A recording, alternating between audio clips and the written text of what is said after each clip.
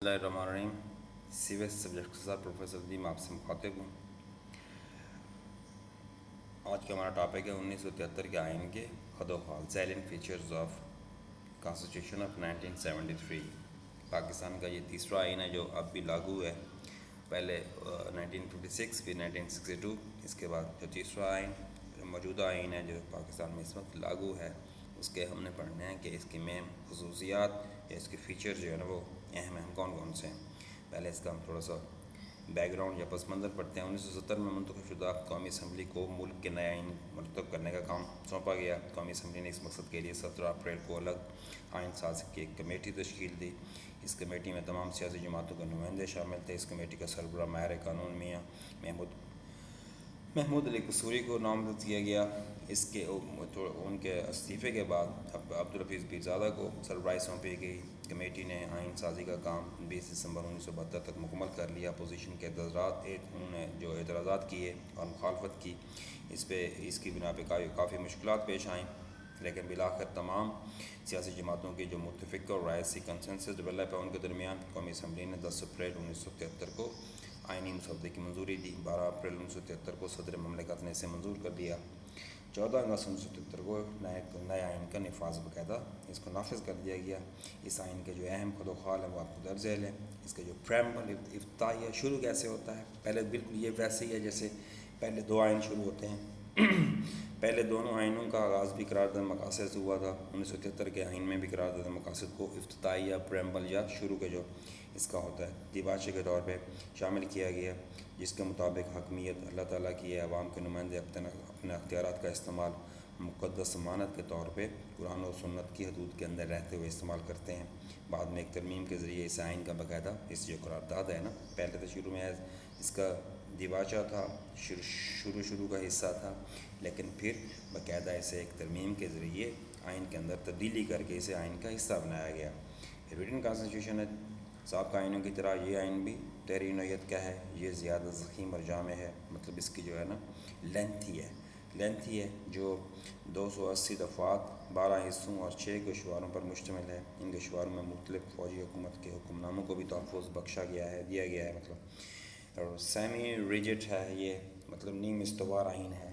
نہ زیادہ بہت زیادہ لچکدار ہے، نہ زیادہ اس میں کوئی وہ ہے جس میں مطلب اس کے سیمی ریجٹ کا مطلب یہ ہے کہ تبدیلی کرنا آسان بھی نہیں ہے، تبدیلی کرنا اس میں مشکل بھی نہیں ہے. درمیانی راہ اس میں اختیار کی گئی ہے. 1973 کا آئین نیم استوار نوعیت کا ہے. اس میں ترمیم کا طریقہ کار نہ زیادہ پیچیدہ ہے اور نہ ہی زیادہ بہت آسان ہے.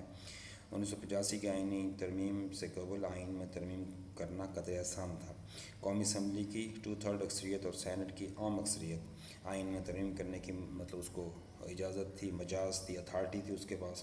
لیکن اب دونوں ایوانوں پہلے یہ وہ والی صورت حال تھی، لیکن اب ایوان زیری اور ایوان بالا مطلب قومی اسمبلی اور سینٹ دونوں میں اس کی 2/3 اکثریت کے بغیر منظوری ممکن نہیں تھی. اگر کسی مسودے کا تعلق کسی علاقائی معاملے یا رد و بدل سے ہو تو قومی اسمبلی سے پہلے متعلقہ صوبائی اسمبلی کے 2/3 ارکان کی جو وہ ہے حمایت ہے جو اس کی وہ ضروری تھی. اگر مسئلے کا تعلق علاقائی کسی خاص علاقے سے ہے تو صرف قومی اسمبلی سے پہلے آپ کہاں جائیں گے، اس علاقے کی اس حصے کی صوبائی اسمبلی کے پاس، وہاں سے منظوری لیں گے. یہ ضروری قرار دیا گیا. یہ وفاقی نوعیت جس کی فیڈرل کانسٹیٹیوشن ہے. سابقہ آئینوں کی طرح 1973 کے آئین میں بھی پاکستان کو وفاق قرار دیا گیا. آئین کے تحت وفاق پاکستان 4 صوبوں، وفاقی دارالحکومت اور اس سے ملحقہ وفاق کے زیر انتظام قبائلی لہکہ جات اور صوبوں سے ملحقہ قبائلی علاقوں پر مشتمل ہے. وفاق اور صوبائی حکومتوں کے درمیان اختیارات کی 2 فہرستیں ہیں باقاعدہ طور پہ، ایک وفاقی فہرست اور دوسری مشترکہ امور کی فہرست ہے. باقی ماندہ اختیارات صوبوں کو تفویض دے دیے گئے ہیں. وفاقی امور کے بارے میں پارلیمنٹ قانون سازی کرتی ہے، جبکہ مشترکہ امور کے بارے میں دونوں حکومتیں وفاقی حکومت کو جو مشترکہ امور ہیں اس میں وفاقی حکومت بھی کر سکتی ہے قانون سازی، اور دوسرا آپ کا صوبائی حکومت بھی، اس کو بھی اتھارٹی ہے. تمام وفاقی اکائیوں کو مساوی حیثیت دی گئی. سینٹ میں بھی اب تمام صوبوں کو مساوی، جو آپ کا پارلیمنٹ کا جو ایوان ہے سینٹ، اس میں بھی تمام صوبوں کو نمائندگی، تمام صوبوں کے وہاں پہ برابر تعداد میں نمائندے موجود ہوتے ہیں. پارلیمنٹین کانسٹیٹیوشن، یہ پارلیمانی نظام حکومت ہے. اس میں 1973 کے آئین کے تحت ملک میں پارلیمانی نظام رائج کیا گیا. ملک کا سربراہ صدر اور حکومت کا سربراہ وزیر اعظم ہوتا ہے. صدر کو پارلیمنٹ اور 40 صوبائی اسمبلیاں منتخب کرتی ہیں، جبکہ وزیر اعظم کا انتخاب قومی اسمبلی کی اکثریت سے کیا جاتا ہے. قومی اسمبلی کی میعاد 5 سال مقرر کی گئی. آئین کی 7ویں ترمیم کے ذریعے صدر اور وزیر اعظم کے اختیار میں توازن پیدا کر دیا گیا. تاہم صدر کو فوقیت حاصل ہے. وزیر اعظم صدر مملکت کو قومی اسمبلی توڑنے کا مشورہ دے سکتا ہے. اس میں جو ہے نا سپریمیسی آف کانسٹیٹیوشن، آئین کی بالادستی. ہمارے ملک میں 2 بار جو نافذ شدہ آئین تھے وہ منسوخ کر دیے گئے 56 اور 62 کا.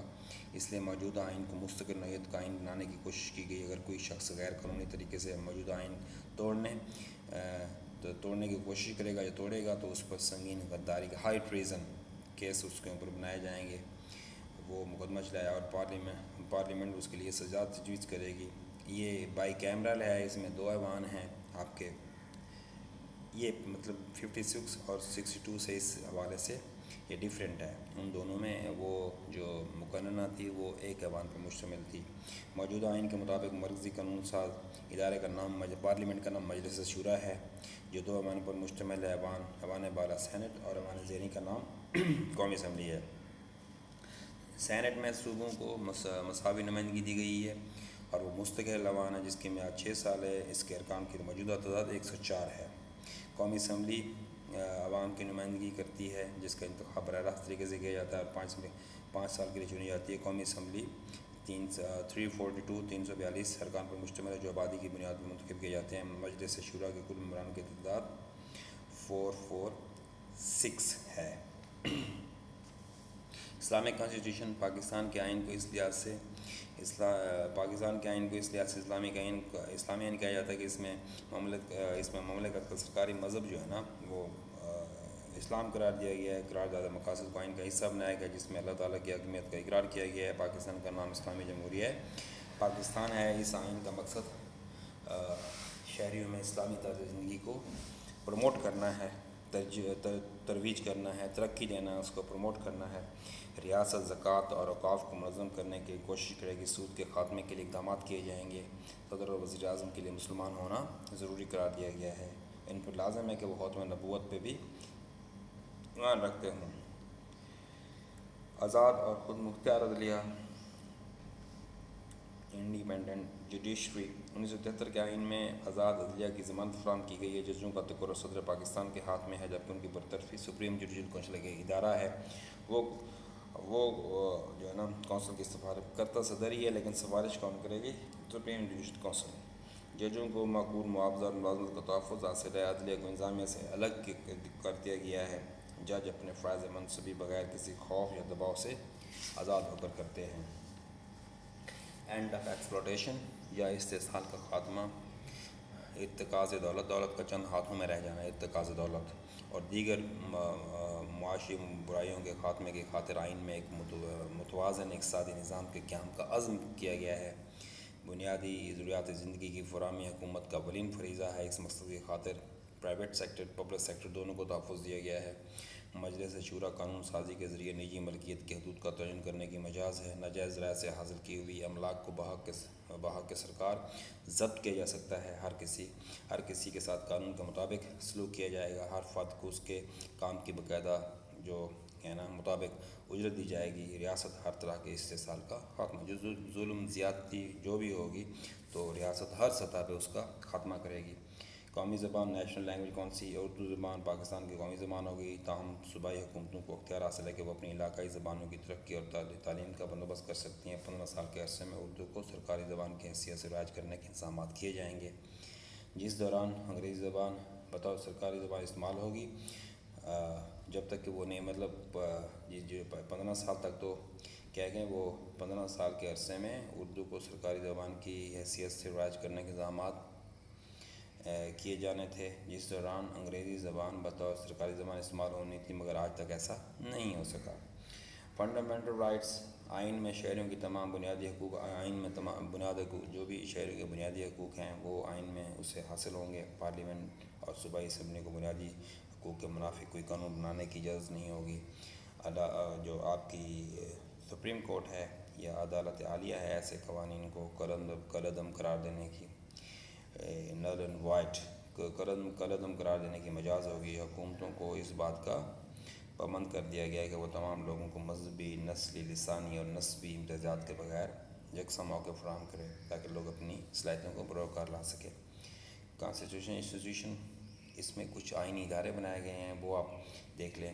مرکزی اور صوبائی مفادات اور معاملات کی ترقی کے لیے آئین نے کئی ادارے تشکیل دیے ہیں، مثلا مشترکہ مفادات کی کونسل، قومی اقتصادی کونسل، قومی مالیاتی کمیشن، الیکشن کمیشن اور وفاقی مؤسسے وغیرہ۔ یہ ادارے آئین کے حدود کے اندر اپنے فرائض منصبی انجام دیتے ہیں اور ملکی مفادات کو مقدم یا اس کے مطلب سب سے زیادہ پہلے جو چیز آتی ہے پریارٹی دیتے ہیں، ترجیح دیتے ہیں، آپ یہ کیسے کہہ سکتے ہیں۔ تو یہ تو تھا آپ کا 1973 کا آئین۔ امید ہے آپ اس لیکچر سے استفادہ حاصل کریں گے۔ اللہ تعالیٰ آپ کا حامی و ناصر ہو۔